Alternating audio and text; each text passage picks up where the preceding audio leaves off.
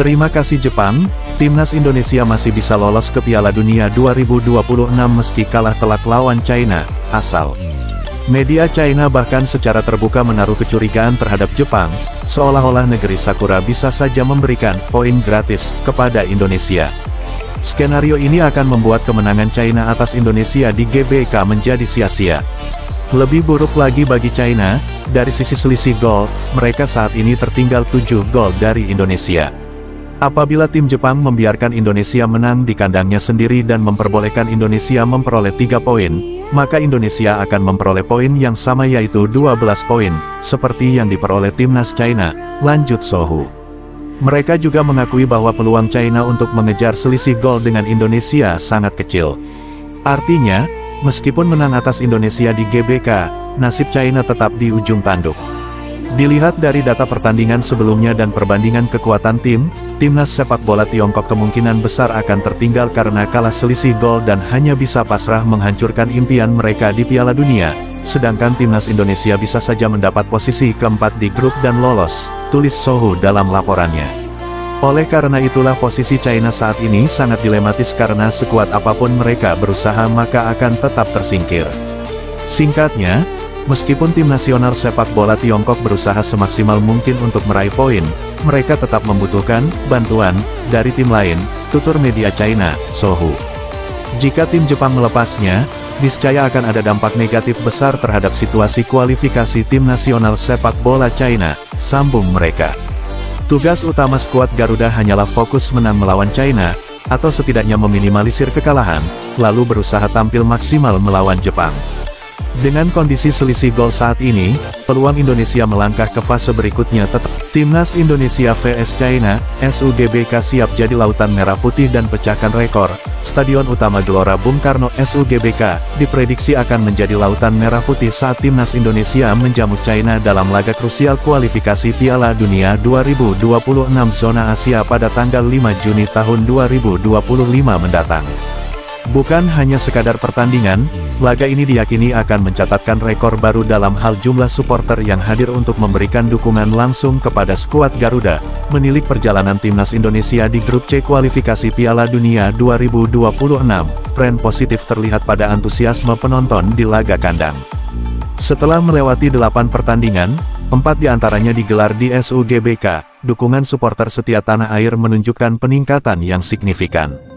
Saat menjamu Australia pada tanggal 10 September tahun 2024, lebih dari 70.000 pasang mata memadati SUGBK, memberikan semangat membara bagi para pemain skuad Garuda. Meskipun terjadi sedikit penurunan jumlah penonton saat menghadapi Jepang 60.000 lebih, dan Arab Saudi 55.000 lebih, kepercayaan publik sepak bola Indonesia kembali membuncah saat timnas Indonesia menjamu Bahrain pada tanggal 25 Maret tahun 2025.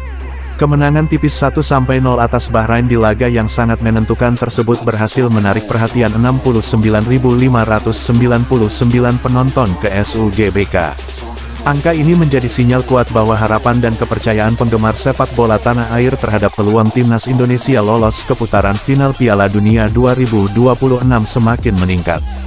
Dengan hanya 2 pertandingan tersisa, termasuk laga kandang melawan China, momentum dukungan ini diprediksi akan semakin memuncak.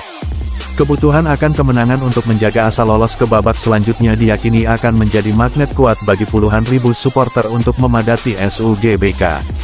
Antusiasme yang kembali membara ini bukan hanya sekadar angka, tetapi juga representasi dari harapan besar seluruh bangsa agar timnas Indonesia mampu mengukir sejarah di kancah sepak bola dunia. Laga melawan China pada tanggal 5 Juni tahun 2025 mendatang bukan hanya pertarungan di atas lapangan, tetapi juga ajang pembuktian dukungan luar biasa dari supporter setia skuad Garuda yang siap memecahkan rekor kehadiran di SUGBK.UL. Yang sangat dinanti adalah pertemuan dengan timnas Indonesia melawan Cina yang dijadwalkan berlangsung di Stadion Utama Gelora Bung Karno, Jakarta, pada tanggal 5 Juni tahun 2025. Timnas Cina pun mulai mempersiapkan diri untuk menghadapi 2 laga krusial di kualifikasi Piala Dunia 2026 zona Asia. Salah satunya menghadapi timnas Indonesia. Laga melawan Indonesia menjadi bagian dari rangkaian pertandingan penting yang harus dilalui Cina di grup C, sebelum mereka melanjutkan perjalanan menghadapi Bahrain di Longsing Football Stadium, Chongqing. Duel timnas Indonesia melawan Cina pada awal Juni nanti dipastikan menjadi salah satu partai yang sangat menentukan langkah kedua tim di grup C. Baik Indonesia maupun Cina sama-sama membidik kemenangan untuk menjaga asa melaju ke putaran berikutnya dalam perjalanan menuju Piala Dunia 2026. Dengan waktu persiapan yang terbilang singkat di kedua kubu, strategi, fisik, dan mental pemain akan sangat diuji dalam pertandingan bergengsi ini, sementara, timnas Indonesia menghadapi tantangan tersendiri. Meski Liga 1, 2024-2025 direncanakan tuntas pada tanggal 24 Mei tahun 2025, sebagian besar pemain yang berkiprah di Eropa baru akan menyelesaikan musim kompetisinya di periode yang nyaris berdekatan. Beberapa pemain bahkan berpotensi bergabung dengan skuad lebih lambat, salah satunya adalah penjaga gawang Emil Audero. Pemain keturunan Indonesia-Italia yang kini memperkuat Palermo itu berpeluang tetap bertanding hingga awal Juni, tergantung pada kiprah klubnya di babak play-off promosi Serie A. Apabila Palermo sukses melaju hingga partai final play-off, Audero bisa saja baru menyelesaikan laga domestiknya pada tanggal 1. Kondisi ini tentu menjadi pertimbangan penting bagi pelatih Patrick Kluivert dalam menyusun komposisi pemain, terlebih karena Maarten Paes harus absen akibat skorsing. Laga kontra Cina pun diprediksi menjadi momen krusial bagi Emil Audero untuk berpeluang melakukan debut resminya bersama timnas Indonesia. Sementara itu, tim asuhan pelatih Aleksandar Jankovic dipastikan tidak akan menjalani pemusatan latihan dalam waktu lama.